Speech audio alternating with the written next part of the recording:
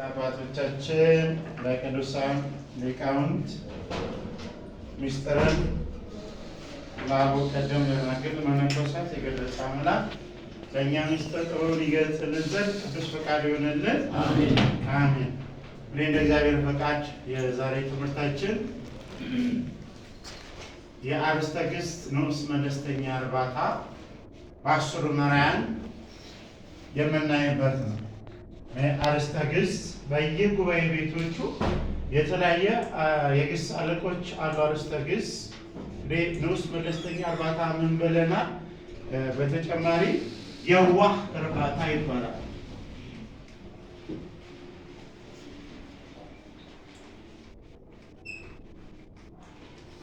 የዋህ እርባታ ይባላል። የዋህ ያሰኘው ድርጊቱ በማን ላይ በምን ላይ እንደተከናወነ አይናገርም። እንደ ዝርዝር እርባታ አይደለም። አሁን የምናየው የባለቤት ዝርዝር ብቻ ነው የምናየው። የባለቤት ዝርዝር ነው።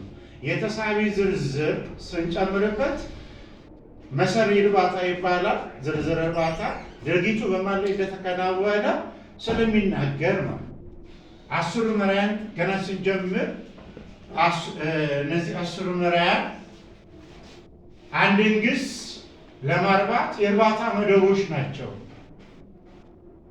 መራያን ስምን አለው። የስምን አጸፋ ተላብሰው በስም ፋንታ ተተክተው የእርባታ የሚገቡ የእርባታ መደቦች ነው ብለናቸው። እነዚህ አስሩ መራያን በሶስት ሞ ያላቸው ተባብለናል። ተውላጠ ስም የስም ምትክ ነው። ነባር አንቀጽ የመሆን ግስ ነው።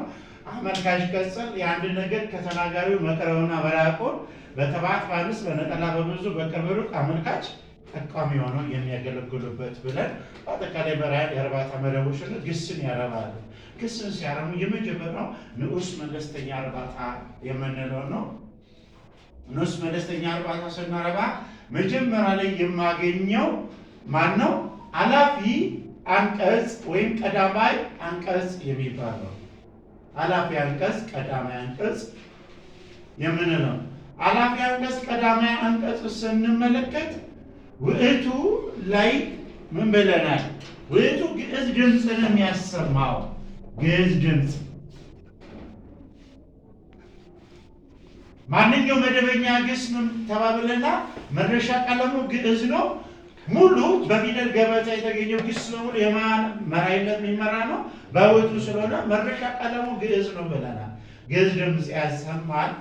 ለዛ ውእቱ ላይ ቀተለ ብለን ገደለ፣ ቀደሰ፣ አመሰገነ፣ ገብረ ሰራ፣ ተንበለ ለመነ፣ ባረከ ባረከ፣ ሌገረ ተከተለ፣ ክህለ ቻለ፣ ጦመረ ጻፈ፣ አይመረ አወቀ፣ ሴመ አብ ሰየመ ሾመ፣ ቆመ ቆመ ወይም ቃወመ ቆመ፣ ደንገጸ ደነገጠ ብለ አለ ግዕዝ ነው። አንተ ላይ ስንመለከት እዚህ ጋር የመራያን ድርድር መጀመሪያ እንወቅ። ከአማርኛውም ከእንግሊዝኛውም ቋንቋ ጋር አብረን ለመሄድ ስንል ማለት ነው። መራያን የቋንቋ መሪዎች ናቸው ካልን ግስን ያረባሉ፣ ስምን ይዘረዝራሉ፣ አገባባትን ይዘረዝራሉ፣ እንደገና አሃዝን ይዘረዝራሉ ስንል የመጀመሪያ የምንጠቀመው አራት መሰረታዊ የተግባር ክፍላቸው የመደብ ክፍል አንደኛ መደብ፣ ሁለተኛ መደብ፣ ሶስተኛ መደብ እላለሁ።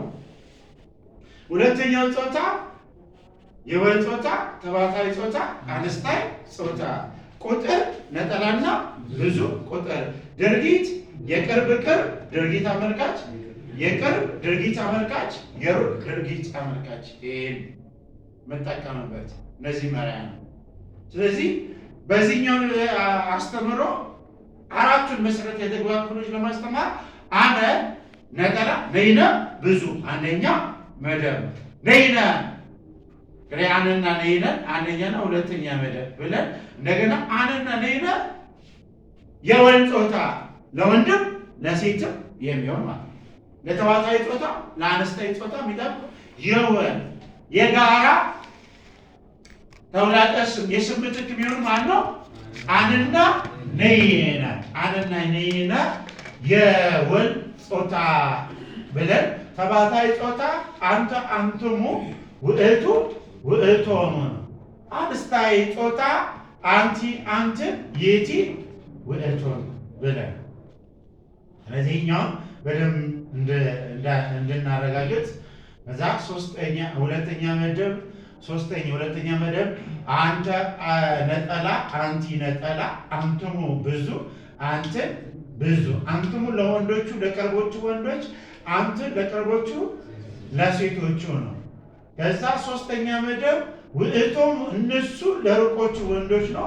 ውእቶም እነሱ ለሩቆቹ ሴቶች ምንጠቀምበት ነው። ስለዚህ የመራን ድርድር ግስን ስናረባ ድርድራቸውን ከአንደኛ መደብ አነ ነይና አንተ አንተም አንተ አንተ እንጠቀማለን። ውእቶም የቲ ውእቶም የመጀመሪያው ማለት ነው። ከዛ ግስ ስናረባ ምንድነው የሚጠቀሙት? ይሄኛውን ቀለም ይሄኛውን ድርድር ይጠቀማሉ። አያችሁት? ውእቱ አለና አንተ የውእቱ ብዙ ውእቶሙ ያንተ ብዙ አንትሙ ይእቲ አለና የይእቲ ብዙ ውእቶን ነው። በተቃራኒ ይእቲ አንቺ አለ ውእቶን እናንቺ መብቱን አማርኛ እሺ እናንቺ። ስለዚህ እናንቺ ስንል አንተን ነው። ይቅርታ አንቺ አንቺ እናንቺ አንተን ይናማል። ስለዚህ አንተ አለና አንትሙ እናንተ ማለት አንቺ ብሎ እናንተ ያለውን አማርኛው ሲቸገረው እናንቺ ይላል ማለት ነው። እነሱ የሚለው ውእቶም እነሱ ነው የሚለው ደግሞ ውእቶም እነርሷ አይሆንም እኮ ብዙም ማለት ነው ይችላል ማለት ለማስረዳት ማለት ግንስ ችግር የለበትም። ስለዚህ ይሄኛው ምን አለ የመራን ድርድር አለ፣ ይሄኛው የመራን ድርድር አለ። ግን ለምንግባባበት ለእንግሊዝኛው ለአማርኛው አሁን ለምንማረው ለግዕዙም በደንብ ማለት ነው ለማስረዳት የሚጠቅመው ነው። አንደኛ መደብ አነ ነይላ፣ ሁለተኛ መደብ አንተ አንትሙ አንቲ አንተ፣ ሶስተኛ መደብ ውእቱ ውእቶሙ የቲ ውእቶን። የውእቶሙ ተቃራኒ ማነው? እሙንቱ አለ እንዳትረሱሽ። በማን ጊዜ? በአመልካች ቅጽል ጊዜ። የመራን ሶስት ሙያ አለ ብለናል። ከሶስቱ ሙያዎች መካከል አመልካች ቅጽል ሆኖ የሚያገለግሉ የአንድ ነገር ከተናጋሪው መቅረብና መራቆ በጥባት በአንስ በነጠላ በብዙ በቅርብ ሩቅ